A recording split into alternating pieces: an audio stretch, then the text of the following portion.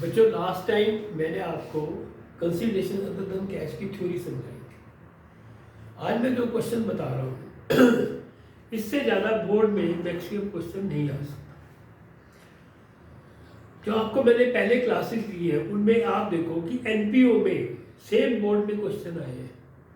Sir amount का difference है, concept वही है एज इट इज। तो ये क्वेश्चन भी बोर्ड लेवल का है, इससे ज़्यादा मैक्सिमम बोर्ड में नहीं आ सकता। देखो क्वेश्चन क्या है, X limited to cover asset of ₹14 lakh.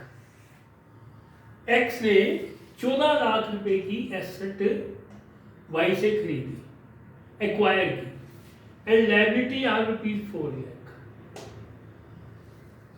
जब उसने उसका पूरा बिजनेस ले लिया तो नेचुरल है उसकी लायबिलिटी भी ली।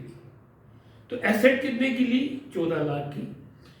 और जो वाई ने पे करना था वो भी उसने ले ली, रिस्पॉन्सिबिलिटी ले ली। तो लायबिलिटी कितने की थी? 4 लाख की। और परचेज कंसीडरेशन, परचेज कंसीडरेशन का यहां मतलब है कि जो एक्सचेंज रेट है, जो एक्सचेंज वैल्यू है, वो कितनी देगा एक्स उसको? 9,90,000। ठीक है। और issued A promissory note of ₹17,000। ये जो प्रोमिसरी नोट का पॉइंट है बिल पेबल का, ये बोर्ड में आ जाता है और बच्चों से प्रॉब्लम हो जाती है। और एक्स लिमिटेड एक उसको 17,000 का बिल पेबल भी इशू करेगा। उसकी उसके उसकी कितनी है वैल्यू? 30 डे बाद वो पे कर देगा। And the balance amount was paid on issue of 100 each eight A premium of 25। तो जो बाकी अमाउंट बच जाएगा उसके वो 100 रुपीज ईच पे शेयर इशू कर देगा, वो एट ए प्रीमियम ऑफ ₹25। तो एसेट कितनी ले रहा है? 14 लाख की। लायबिलिटी कितनी ले रहा है? 4 लाख की। तो कितना बच गया? 14 लाख। 14 लाख में जो परचेज कंसीडरेशन है वो 9,19,000 की है। और एक बिल पेबल इशू कर रहा है 17,000 का 30 डे पीरियड का। और बाकी रिमेनिंग अमाउंट में वो उसको इश्यू ऑफ शेयर कर रहा है 100 each eight A premium of ₹25। Question समझ आया बेटे? इससे इसको स्क्रीनशॉट ले लो, इससे बढ़ के क्वेश्चन नहीं आएगा, गारंटी देता हूं। ना आए तो मुझे फोन करके जो मर्जी कह देना। तो अब हम इसको सॉल्व करते हैं।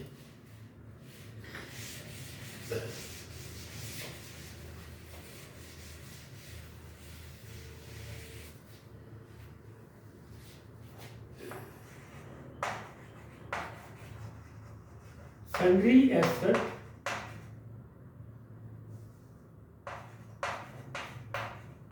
अकाउंट डेबिट कितना है?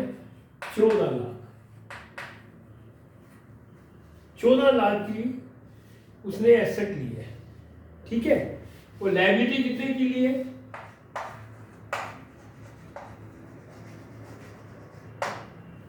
लायबिलिटी कितने की ली है? 4 लाख। ठीक है बेटे। अब बाकी कितना बच गया अमाउंट? 10 लाख। 10 लाख में वो 9,19,000 परचेज कंसीडरेशन है। तो ये अमाउंट उसने पे करना है उसको। तो 2Y लिमिटेड 9,19,000। अब पिछली बार मैंने आपको बताया था कि अगर asset is excess then purchase consideration तो क्या होगा? कैपिटल रिजर्व आएगा। यहां क्या आएगा? Capital reserve.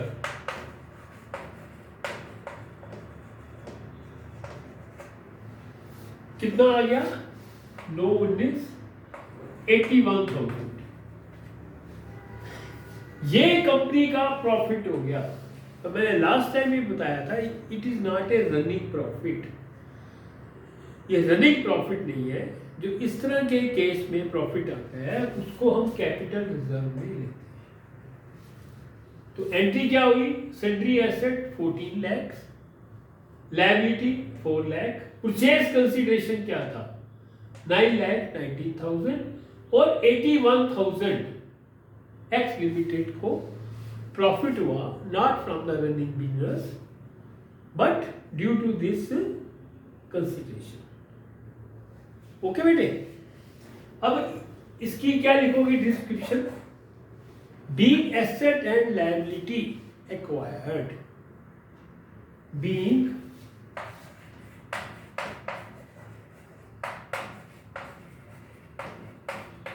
assets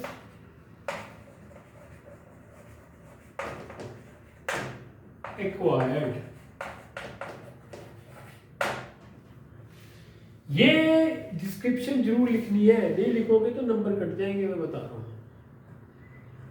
ठीक है बेटे, फर्स्ट एंट्री आपको समझ आई, sundry asset account debited 40 lakh, to liability 4 lakh, to Y limited 9,19,000, to capital reserve. इस ट्रांजैक्शन में एक्स लिमिटेड को 81,000 का प्रॉफिट हुआ और that profit show under the head of capital reserve. Why it's not a running profit, ये business करने से profit नहीं हुआ। ये आपको क्लियर हो गया। अब नेक्स्ट एंट्री करते हैं। इसके बाद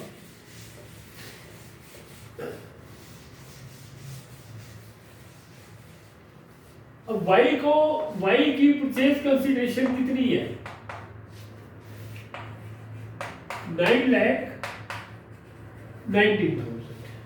ठीक है, अब इसके बाद बिल पेबल के कितने पैसे देने हैं उसने, टोटल उसकी जो परचेज कंसीडरेशन है 9,19,000 की है, उसके अंदर ही बिल पेबल का अमाउंट इंक्लूड है। तो क्या लिखेंगे हम,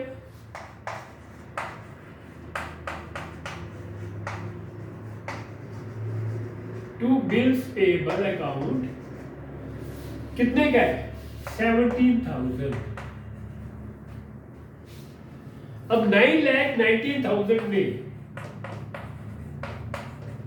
70 अगर चले गए तो अब कितना देना है उसने 9,02,000। ठीक है, अब 9,02,000 नंबर ऑफ शेयर्स निकालो। 902 को हम 125, 100 रुपए फेस वैल्यू है, 20 पे 25 आपका प्रीमियम है, 125। तो इसको इससे डिवाइड करोगे शेयर्स,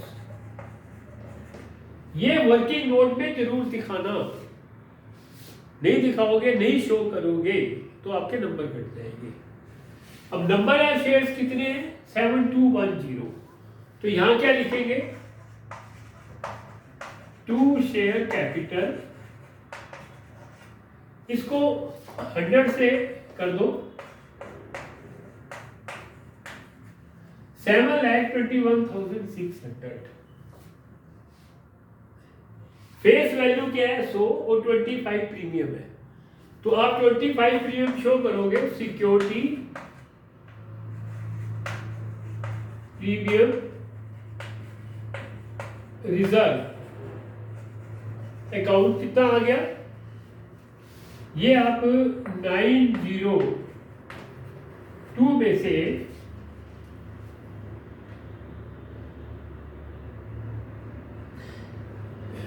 72 माइनस करोगे 1,80,400, तो सिक्योरिटी प्रीमियम रिजर्व कितना आ गया,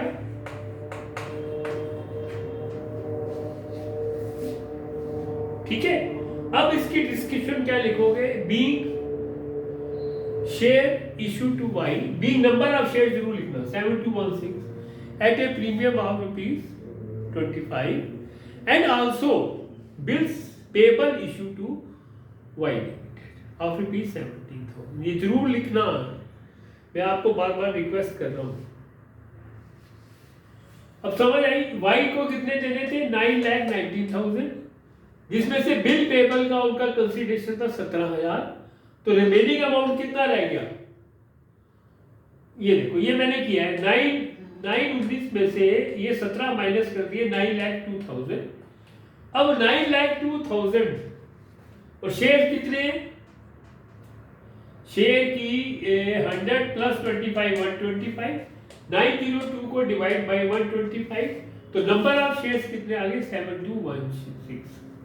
इसको 100 से इंटू कर देंगे तो ये आ गया 721। 100 से इंटू क्यों करेंगे, क्योंकि शेयर्स की फेस वैल्यू 100 है।